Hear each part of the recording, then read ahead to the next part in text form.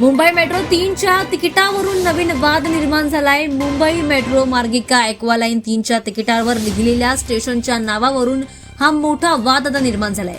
काही सामाजिक संघटनांनी आणि स्थानिक प्रतिष्ठानांनी स्टेशनच्या नावाचा पूर्ण उल्लेख तिकिटावर असावा अशी मागणी केली आहे, नाहीतर आंदोलन उभं करण्यात येईल असा इशारा देखील देण्यात आलाय। या वादाचं महत्त्वाचं कारण म्हणजे तिकिटावर छापलेलं स्टेशनचं नाव संक्षेप रूप जे लोकांना मान्य नाही असं म्हटलं जात आहे। छत्रपती शिवाजी महाराज टर्मिनस मेट्रो ऐवजी तिकिटावर CSMT टर्मिनस मेट्रो असं लिहिलं गेलंय। त्यासोबतच जगन्नाथ शंकर शेट मेट्रो स्टेशनचा उल्लेख JSM टर्मिनस मेट्रो म्हणून दिसतोय, त्यामुळे हा वाद निर्माण झालाय। या दोन प्रमुख स्थानकांचं पूर्ण आणि गंभीर वाटणारं नाव तिकिटावर दिसावं असं जगन्नाथ शंकर शेट प्रतिष्ठानकडून मुंबई मेट्रो रेल्वे कॉर्पोरेशन कार्यकारी संचालकांना याद्वारे पत्राद्वारे सांगण्यात आलंय। त्यामुळे पुढच्या 1 महिन्याच्या आत जर ही मागणी मान्य झाली नाही तर आंदोलन करण्याचा इशारा देण्यात आलाय। दरम्यान तिकिटाचं नाव पूर्ण नसल्यामुळे हा वाद एवढा वाढत चाललाय, हा तणाव एवढा वाढत चाललाय।